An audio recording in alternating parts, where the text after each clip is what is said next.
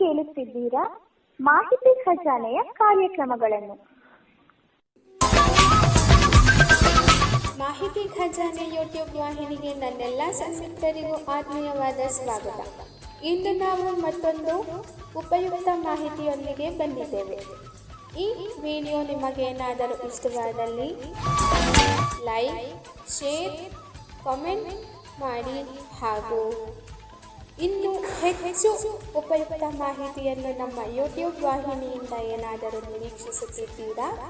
ನಿರೀಕ್ಷಿಸಿದಲ್ಲಿ bell icon ಅನ್ನು click ಮಾಡುವುದರ ಮೂಲಕ ಸಬ್ಸ್ಕ್ರೈಬ್ ಆಗಿ.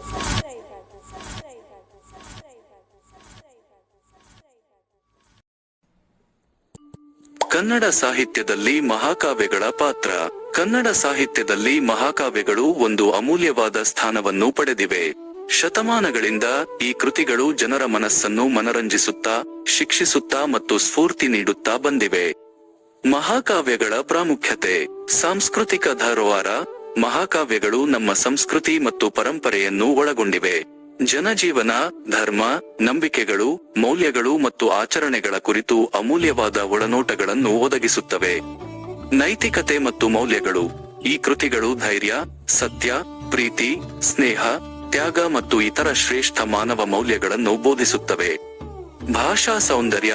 ಮಹಾಕಾವ್ಯಗಳು ಭಾಷೆಯ ಅತ್ಯುತ್ತಮ ಬಳಕೆಗೆ ಉದಾಹರಣೆಗಳಾಗಿವೆ. ಭಾವನೆಗಳನ್ನು ವ್ಯಕ್ತಪಡಿಸಲು ಛಂದಸ್ಸು, ಅಲಂಕಾರ ಮತ್ತು ಉಪಮೆಗಳನ್ನು ಸಮರ್ಥವಾಗಿ ಬಳಸುತ್ತವೆ. ಮನರಂಜನೆ. ಕಥೆಗಳು ರೋಮಾಂಚಕ ಮತ್ತು ಸಾಹಸಮಯವಾಗಿವೆ. ಓದುಗರನ್ನು ಕಥೆಯಲ್ಲಿ ತೊಡಗಿಸಿಕೊಳ್ಳುತ್ತವೆ. ಕನ್ನಡದ ಪ್ರಮುಖ ಮಹಾಕಾವ್ಯಗಳು. ಪಂಪನ ಪಂಪ ಭಾರತ.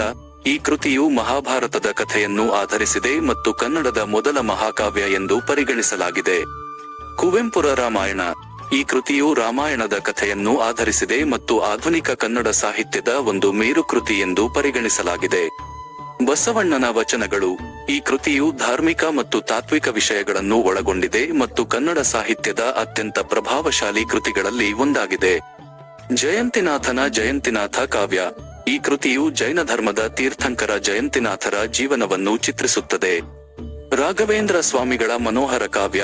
ಈ ಕೃತಿಯು ಧಾರ್ಮಿಕ ಮತ್ತು ಭಕ್ತಿಯ ಕೃತಿಯಾಗಿದ್ದು, ಶ್ರೀ ಮಧ್ವಾಚಾರ್ಯರ ಜೀವನವನ್ನು ಚಿತ್ರಿಸುತ್ತದೆ. ಮಹಾಕಾವ್ಯಗಳು ಕನ್ನಡ ಸಾಹಿತ್ಯದ ಅವಿಭಾಜ್ಯ ಅಂಗವಾಗಿದೆ. ಅವು ನಮ್ಮ ಸಂಸ್ಕೃತಿ, ಭಾಷೆ ಮತ್ತು ಮೌಲ್ಯಗಳನ್ನು ಉಳಿಸಿಕೊಳ್ಳಲು ಸಹಾಯ ಮಾಡುತ್ತವೆ. ಓದುಗರಿಗೆ ಜ್ಞಾನ, ಮನರಂಜನೆ ಮತ್ತು ಸ್ಫೂರ್ತಿಯ ಮೂಲವಾಗಿವೆ. ಕನ್ನಡ ಸಾಹಿತ್ಯದಲ್ಲಿ ಮಹಾಕಾವ್ಯಗಳ ಮೌಲ್ಯಗಳು. ಕನ್ನಡ ಸಾಹಿತ್ಯದಲ್ಲಿ ಮಹಾಕಾವ್ಯಗಳು ಅಮೂಲ್ಯವಾದ ಸ್ಥಾನವನ್ನು ಪಡೆದಿವೆ. ಈ ಕೃತಿಗಳು ಕೇವಲ ಕಥೆಗಳನ್ನು ಹೇಳುವುದಕ್ಕಿಂತ ಹೆಚ್ಚಿನದನ್ನು ಮಾಡುತ್ತವೆ.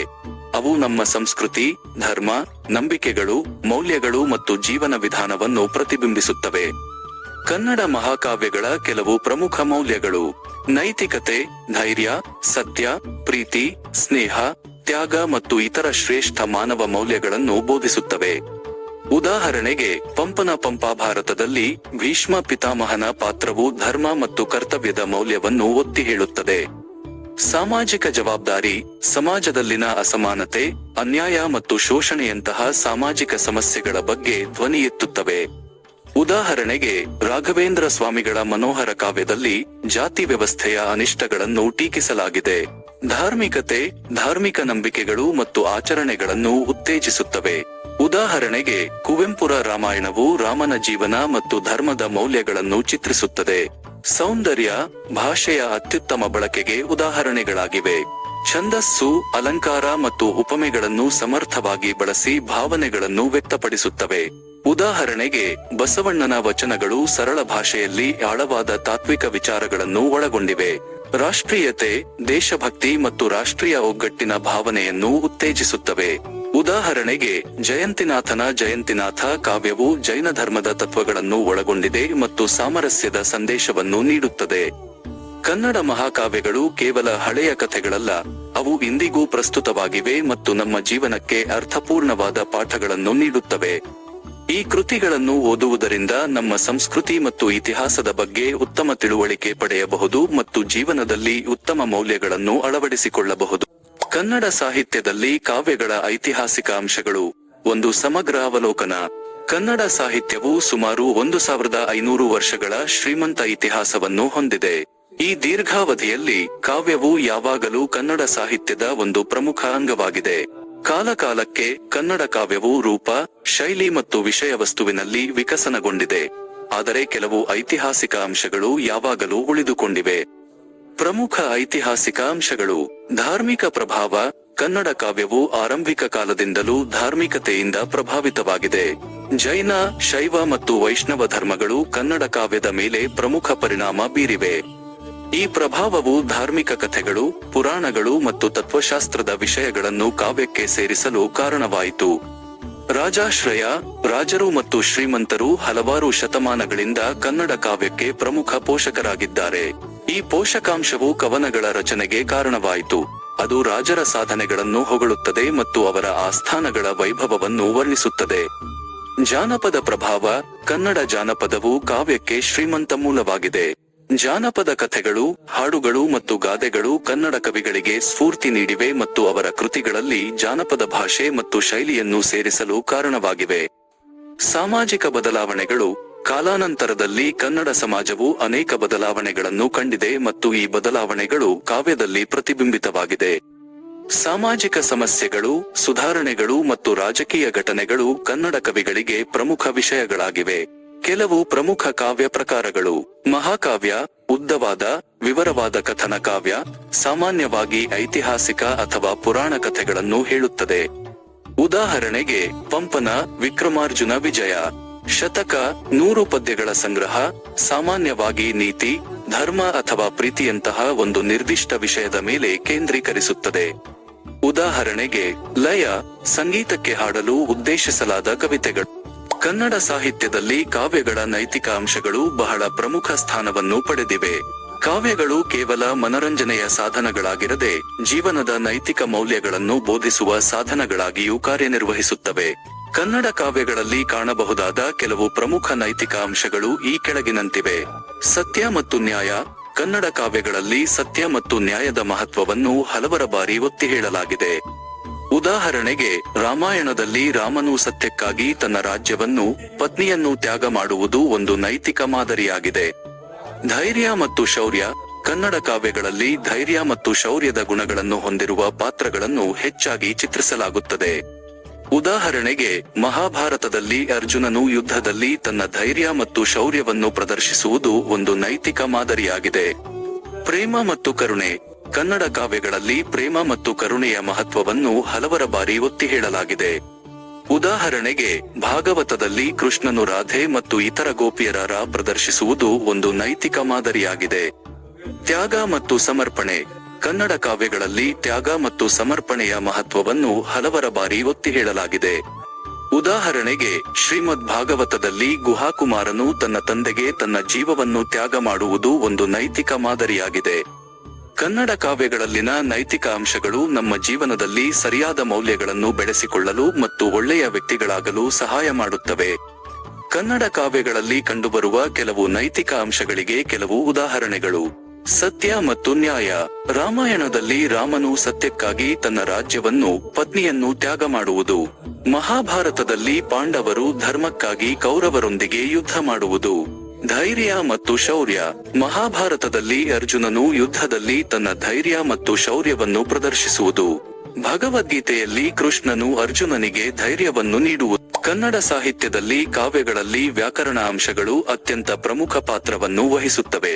ಕಾವ್ಯವು ಭಾಷೆಯ ಸೌಂದರ್ಯ ಮತ್ತು ಶಕ್ತಿಯನ್ನು ಪ್ರದರ್ಶಿಸುವ ಒಂದು ಕಲೆಯಾಗಿದೆ, ಮತ್ತು ವ್ಯಾಕರಣವು ಈ ಸೌಂದರ್ಯ ಮತ್ತು ಶಕ್ತಿಯನ್ನು ಸಾಧಿಸಲು ಅಗತ್ಯವಾದ ನಿಯಮಗಳನ್ನು ಒದಗಿಸುತ್ತದೆ. ವ್ಯಾಕರಣದ ಕೆಲವು ಪ್ರಮುಖ ಅಂಶಗಳು ಕಾವ್ಯದಲ್ಲಿ ಹೇಗೆ ಪ್ರಮುಖ ಪಾತ್ರವನ್ನು ವಹಿಸುತ್ತವೆ ಎಂಬುದರ ಕೆಲವು ಉದಾಹರಣೆಗಳು: ಅಲಂಕಾರಗಳು.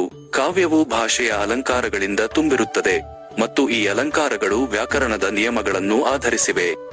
ಉದಾಹರಣೆಗೆ ಉಪಮೆ, ರೂಪಕ ಮತ್ತು ಪ್ರತಿಮೆಯಂತಹ ಅಲಂಕಾರಗಳು ವ್ಯಾಕರಣದ ಸರಿಯಾದ ಬಳಕೆಯಿಂದ ಮಾತ್ರ ಸಾಧ್ಯವಾಗುತ್ತದೆ.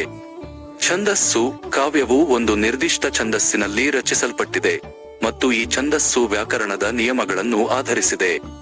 ಉದಾಹರಣೆಗೆ ತ್ರಿಪದಿ, ಷಟ್ಪದಿ ಮತ್ತು ರಾಗಚಂದ್ರದಂತಹ ಛಂದಸ್ಸುಗಳು ವ್ಯಾಕರಣದ ಸರಿಯಾದ ಬಳಕೆಯಿಂದ ಮಾತ್ರ ಸಾಧ್ಯವಾಗುತ್ತದೆ. ರಸ. ಕಾವ್ಯವು ಒಂದು ನಿರ್ದಿಷ್ಟ ರಸವನ್ನು ಪ್ರಚೋದಿಸಲು ಉದ್ದೇಶಿಸಲಾಗಿದೆ, ಮತ್ತು ಈ ರಸವನ್ನು ಸಾಧಿಸಲು ವ್ಯಾಕರಣದ ಸರಿಯಾದ ಬಳಕೆ ಅಗತ್ಯವಾಗಿದೆ. ಉದಾಹರಣೆಗೆ, ಶೃಂಗಾರ, ಹಾಸ್ಯ ಮತ್ತು ಕರುಣೆಯಂತಹ ರಸಗಳನ್ನು ವ್ಯಾಕರಣದ ಸರಿಯಾದ ಬಳಕೆಯಿಂದ ಮಾತ್ರ ಸಾಧ್ಯವಾಗುತ್ತದೆ. ಒಟ್ಟಾರೆಯಾಗಿ ಕನ್ನಡ ಸಾಹಿತ್ಯದಲ್ಲಿ ಕಾವ್ಯಗಳಲ್ಲಿ ವ್ಯಾಕರಣ ಅಂಶಗಳು ಅತ್ಯಂತ ಪ್ರಮುಖ ಪಾತ್ರವನ್ನು ವಹಿಸುತ್ತವೆ.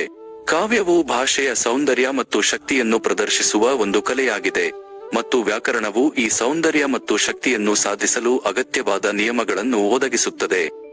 ಕನ್ನಡ ಕಾವ್ಯಗಳಲ್ಲಿ ವ್ಯಾಕರಣದ ಕೆಲವು ನಿರ್ದಿಷ್ಟ ಉದಾಹರಣೆಗಳು: ಅಲಂಕಾರಗಳು. ಉಪಮೆ, ಅವಳ ಕಣ್ಣುಗಳು ನಕ್ಷತ್ರಗಳಂತೆ ಕಂಗೊಳಿಸುತ್ತಿವೆ. ರೂಪಕ, ಅವನ ಹೃದಯವು ಕಲ್ಲು.